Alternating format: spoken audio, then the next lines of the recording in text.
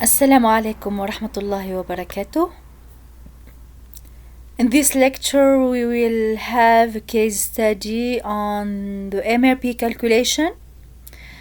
So we have talked about the scheduling of the production. We have some steps in scheduling the production. We have the mass production schedule. After that we have the MRP, and this MRP will result some order releases. Okay. And after that we make the routing of these orders. So that we will do now is the MRP calculation, material requirement planning, MRP processing logic. Okay, so we need here a master production schedule, the bill of materials of the products, and the inventory CTU file. Okay, effectively here, so we have this problem with all this data. When company manufactures two products, P1 and P2, the weekly capacity is 40 hours. The recorded orders are as follows: 100 P1 products to be delivered in week 6 and 110 P2 products to be delivered in week 9.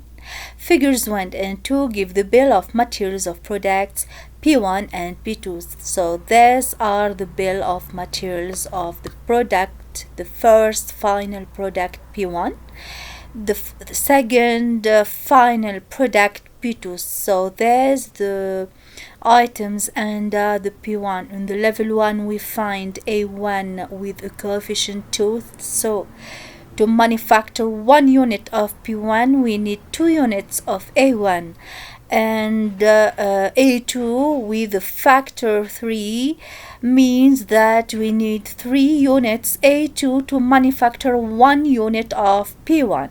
And under A1 we have B1 with coefficient 4 and P2 with a coefficient 1. That means that to manufacture 1 unit of A1 we need 4 units of B1 and 1 unit of B2.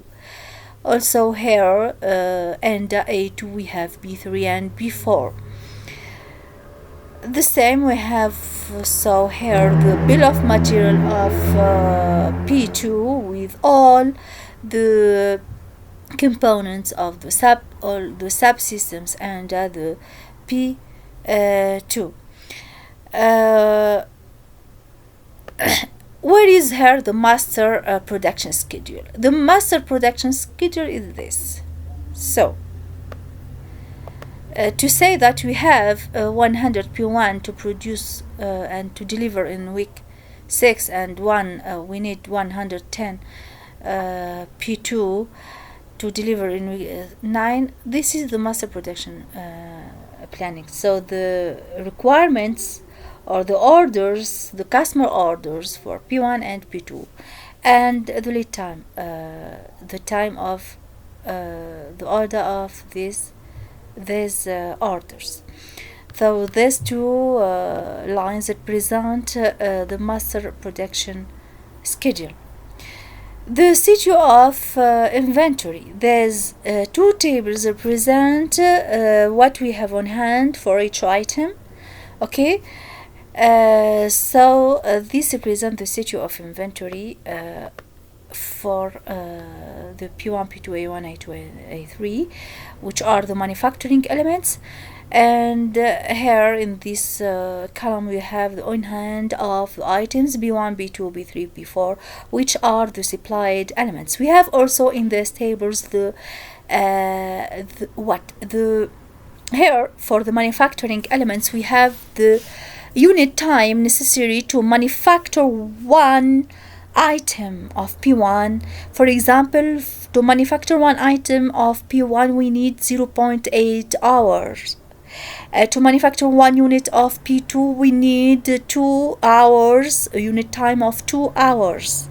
Okay, so we haven't here the lead time to obtain these items. we must calculate this lead time.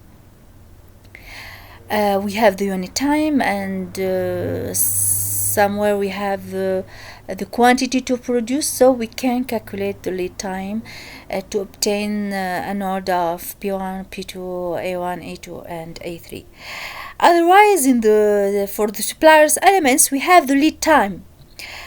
These are supplied elements, so we have the lead time, so the necessary time to have an order of B1. For example, for B2, we need 2 weeks as a lead time to obtain our order on B2. Okay, so here the lead time is ready. We can use it directly in our calculating process. What is the question here? The question is to schedule the production of both orders by filling in the tables on the following pages. We have here 3 tables to fill. Okay, the main table is this. Which represents our schedule that we will make, our planning that we will make according to the MRP calculation. Okay, so here the columns represent the number of weeks. So first week, the second week, week number 3, week number 4, until the week number 9. Why 9? Because the second order must be delivered in week 9. So we need her to plan on 9 during 9 weeks. What we have here, each row represents what? Here we have this part for the calculation to which concern P1, here P2, here A1. So item by item, we make this planning item by item. Okay, each item existing in the bill of material. We will calculate the gross requirement. The on hand means the stock, the net requirement, and the order release. In the class, we talked about a planned order receipt and planned order release, but here we talk only about order release. In the class, we have seen in which case the planned order release will be different from the planned order receipt. In this case study, it will be the same, the order release or the order receipt. Okay, because we have not constraints on the lot to produce. Okay, so here the order release, the quantity and the order release will be the same to the quantity on the order receipt. Okay, so we will calculate only the order. Here it is the order release. So when we will release our order to have it ready in the required week or the required time. Okay, and the quantity also. We will talk about the quantity and the timing. But why we will do these 2 tables? We need these 2 tables to calculate the lead time to obtain our orders of the manufacturing elements. We have said that we have the lead time for the supplied elements, but for the manufacturing elements we have only the unit time to produce one item. So we need to calculate the lead time to obtain an order of fixed quantity of items. For this, we need to elaborate these 2 tables to calculate the lead time in weeks to obtain each order of each item. Okay, I want to note that we will work in parallel on these tables. Okay, we will fill this table at the same time we fill these 2 tables. Okay, we will see how. Okay, We start our planning or scheduling. We will start with P1, the final product P1. In P1 we have a gross requirement of 100 pieces must be delivered in the week 6. So I come here to the 6th column and I put 100. It is the gross requirement, means the quantity required by the customer is 100. But we have on hand, means we have on stock 50 pieces. So we need to manufacture only 50 pieces. So the net requirement is equal to 100 minus 50, equal to 50 pieces. Okay, 50 units. Okay, we fill all the weeks with the quantity 50 because we have an on-hand quantity of 50 during all these weeks. Okay, the quantity will finish on the week 6. On the week 6. Okay, so we need to have 50 units in the week 6 as a net requirement. Okay, and the order release must be in the week number 5. Why? Because the lead time to obtain 50 units of P1 is 1 week. How we can know this? We will calculate it through this table. How? Here, for P1, we will put our on-hand quantity on week 1, our on-hand quantity on week 5. The weekly capacity is 40 hours. From where I bring this data? From the data given in the problem. So here we have the weekly capacity is 40 hours. Okay, so here in this manufacturer or in this factory, we work 40 hours weekly. Okay, we will not compute this as 54 multiplied by 7. We are not working all the time. We work only 40 hours per week. Okay, so we will consider only 40 hours per week. Weekly capacity 40 hours. The unit time to manufacture 1 unit of P1 is 0.8 hours. The gross requirement is 100, net requirement is 50. 50, which is equal to gross requirement minus on hand. So 100 minus 50 equal to 50. So the load will be 0.8 multiplied by 50. Why? So we will manufacture only 50 units and each unit will take 0.8 to manufacture it. So we will need 40 hours to manufacture 50 units of P1. This represents the load in hours. Okay, so here we can add. I can add for you a formula if you want to make a formula to calculate this. So the load will be equal to unit time multiplied by what? By the net requirement. Okay, if you want to formulate this as a formula. Okay,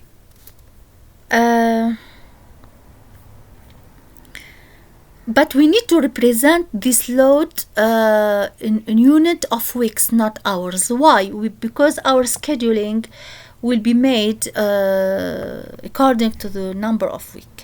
Okay, so we must transform this load from hours to weeks. How? We will divide this load on 40. So load over 40. 40, it is the weekly capacity, 40 hours. So the lead time will be equal here to 40 over 41. So we need 1 week to prepare 50 units of P1. Okay, it's clear? here it's missing cell. So on hand week for P1 is 50. Yeah. From where 50? I bring it from the table of the inventory statue. This table. Wait. Sorry. This table we have. So the on hand of P1 is 50. So I put here 50. Okay. And on hand. Why we talk here about on hand week 1 and on hand week 5, and in the second table we talk about on hand week 1 and on hand week 6. It will be the same for all the items except for the item A2.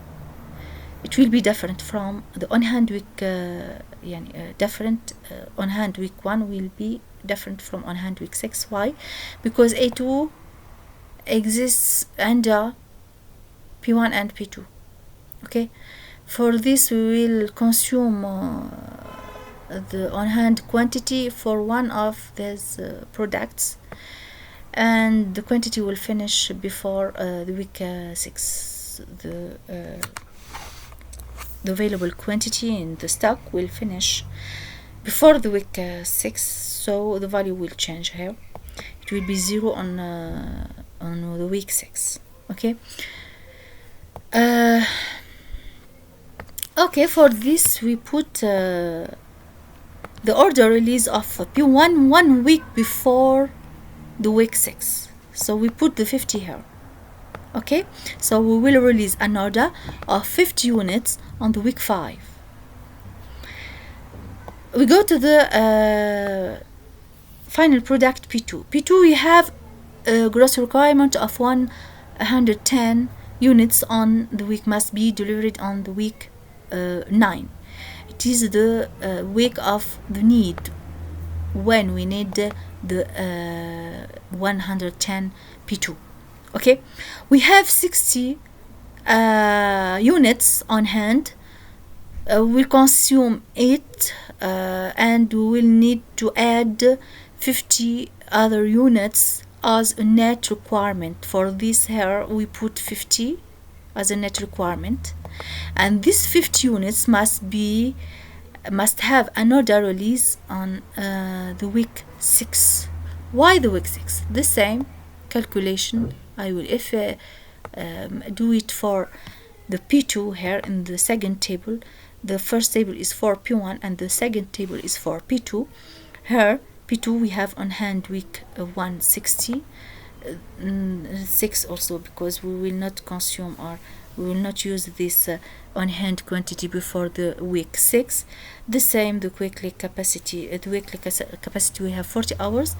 The unit time need to manufacture one P2 is 2 hours. Gross requirement, net requirement. The load will be unit time multiplied by the net requirement, so 100 hours divided by 40, we will obtain 2.5. If we have value with decimals, we will take the number over, okay, 3. So if we have 2.5 weeks means 3 weeks, we consider it as 3 weeks. Okay, not 2 weeks, 3 weeks. So the lead time for P2 is 3 weeks. To obtain P2, to make the assembly, for example, of P2, we need to make the assembly of what? Of A3 and A2, we need 3 weeks. So I come here and I put 50 in the week 6. Okay.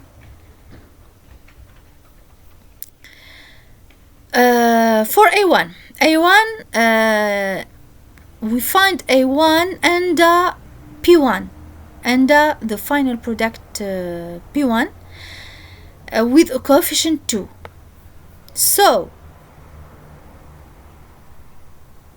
according to the quantity of the order release of P1, I will calculate the quantity of the gross requirement of A1 from the net requirement the quantity of net requirement or the quantity of the order release of P1, we calculate the gross requirement of A1.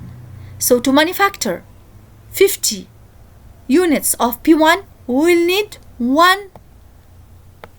100 units of A1. Why 100? Because 100 is 50 multiplied by 2, because we have a coefficient 2 of A1 and P1 in the bill of materials. Okay, so 50 multiplied by 2, I obtain 100. Okay, and this requirement is on the week 5. Why? Because I will start the manufacturing of 50 P1 on the week 5. So on the week 5, I need that 100 units of A1 are ready, and also I need the A2, the quantity required from A2 ready also. Here the 150 must be also ready. Why? To make the assembly, for example, of A2 and A1 to prepare P1. The assembling of P1 will need not 3, only 1 week. Okay, so I bring this down, but multiplied by a coefficient 2, 100. Okay, I have on hand 20 units of A1.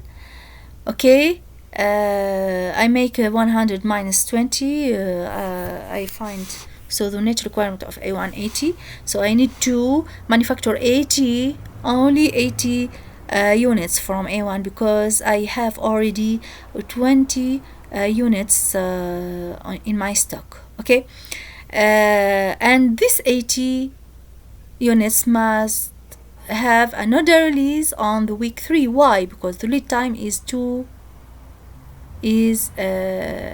weeks. How I can know that the lead time is 2 weeks? So I calculate the lead time through this table A1 here. So A1, I have a gross requirement of 100, net requirement is 80 multiplied by 1, because the lead time to manufacture A1 is 1 hour. So 1 multiplied by the 80 give 80 over 42, 2 weeks. So we need 2 weeks to prepare 80 units of A1. So I come here and I put my order release on the week 3. So 2 weeks before the 5th week. Okay.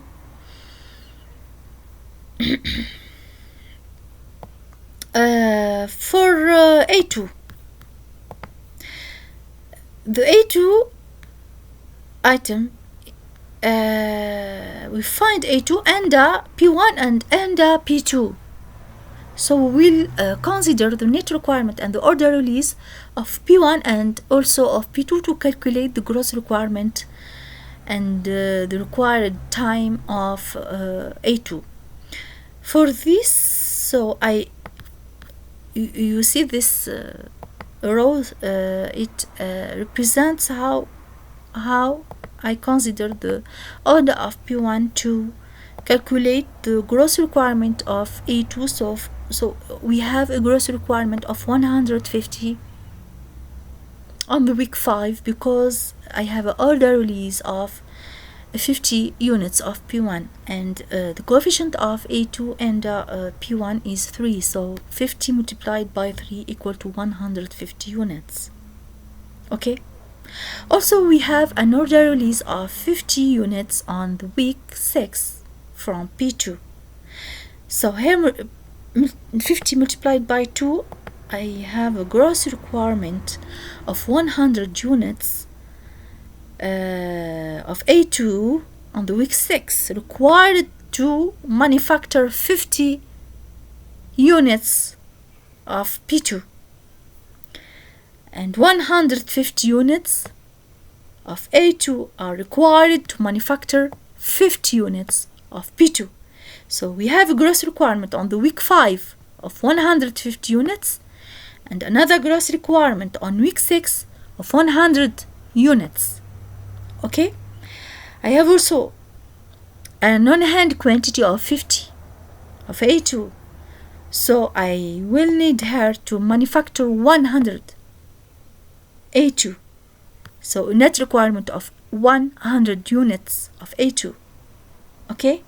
Which will must be or must have an order release of 100 on the week 4. Why? Because the lead time to obtain A2, the lead time to obtain 100 units of A2 is 1 week.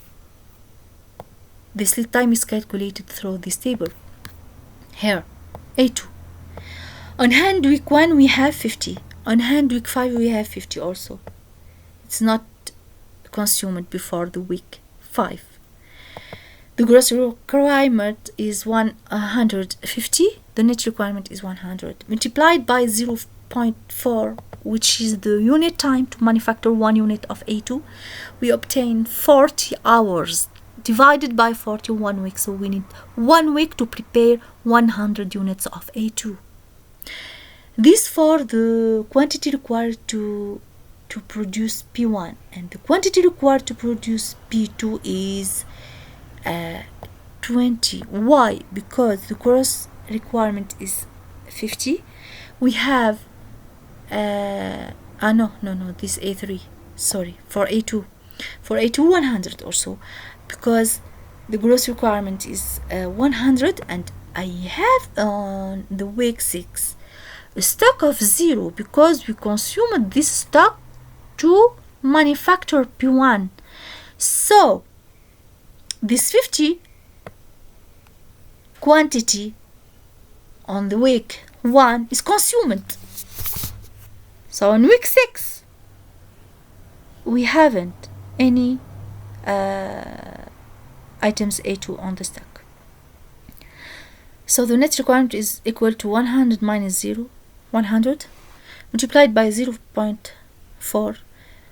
So we find 40 hours over 40 give 1 week. So the lead time is 1 week. Okay. So here on week 6 we have a quantity of 0. For this we separated these two columns, the on-hand week 1 and the on-hand week 6, to show how or when the quantity may change. It may change when we have the same item under 2 bill of materials, under 2 final product, under 2 items. So the quantity on hand will finish before using it in not always, according of course to the requirements that we have and the order. So here the net requirement is 100 also. We need 1 week to prepare these 100 units of A2. The same process we will make it for A3. We find A3 only and under the product P2. Okay.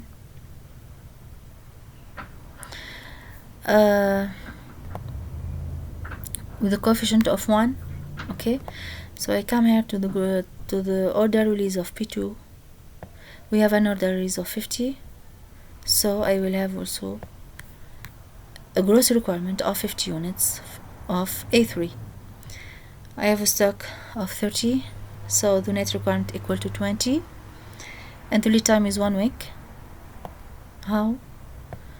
Through this table we calculate the lead time of preparing 20 units from A3. 20 multiplied by 2 hours, because we need a unit time of 2 hours to prepare 1 unit of A3, so which is equal to 40 hours over 40. We find 1 week. So the lead time to prepare 20 units of A3 is 1 week. Okay. So we have here 20 and another release of 20. So here we finished the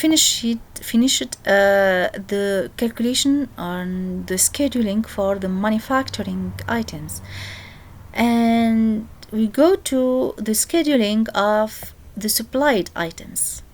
Okay, B1, B2, B3, before, and before are supplied items. Here we don't need to calculate the lead time because we have the lead time of all these items. The lead time on weeks of B1, B2, B3, B4, we will use directly this information and there's quantity and numbers.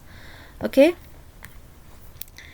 and I check, of course, B1, it is under what? B1 is under A1 and A3. So we have B1 under A1 with the coefficient 4 and B1 under A3 with the coefficient 1. So I go to the order release of A1 and A3 to calculate the gross requirement of B1. So here we have an order release of 80 units of A1 on the week 3. So we will need 320 units of B1 on the week 3. We will need this quantity. So the gross requirement of B1 is 320, and it is on the week 3, which is the week of the order release of A1. So here 80 multiplied by 4, which is the coefficient of B1 and A1 in the bill of material, we find 320 units of B1. The gross requirement is 320. We have an on-hand quantity in the stock of 100 units, so we need to buy 220 units only. The lead time to deliver for the supplier to deliver us this quantity is 1 week, so we need to make an order release on the week number 2, 220. Also, we have an order release of 20 units of A3 on the week 5. So we have a gross requirement of 20 units of B1 because the coefficient of B1 and A3 is 1. So here we have a gross requirement of 20 units. Okay, but the on hand that we have is consumed on the week 3, and the on hand became equal to 0 here and equal to 0 here. So the net requirement here will be 20. The lead time is 1 week, so the order release must be on the week 4. The same process for B2, which B2, we find B2 and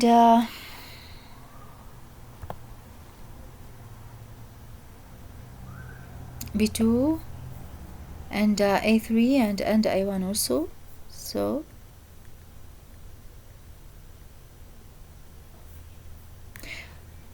the coefficient of B2 and A1 is 1, so we need a gross requirement of 80 on the week 3, and the coefficient of B2 and A3 is 2, so 20 multiplied by 2 is 40. This row shows how we calculate the quantity of the gross requirement of B2 according to the quantity of the order release of A3. So 40. We have an hand of 60 will be consumed in the first gross requirement. So here we will need to buy only 20 units. Okay, and the order release will be on the week 1 because the lead time to obtain B2 is 2 weeks.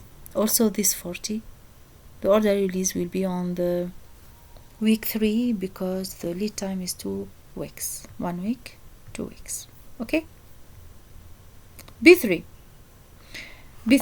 is under A2, and it will be supplied 2 times. Why?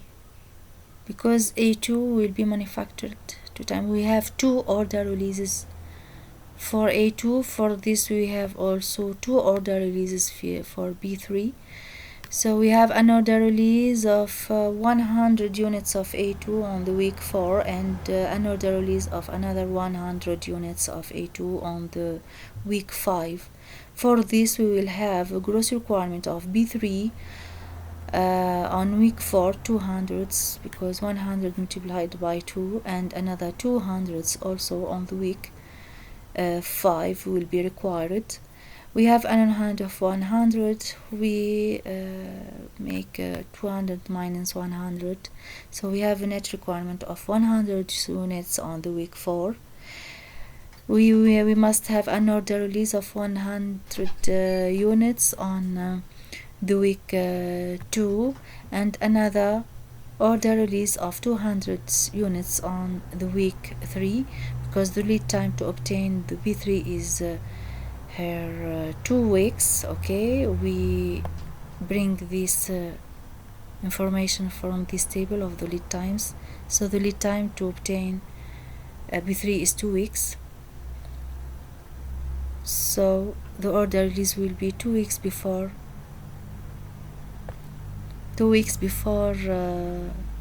the week number 5.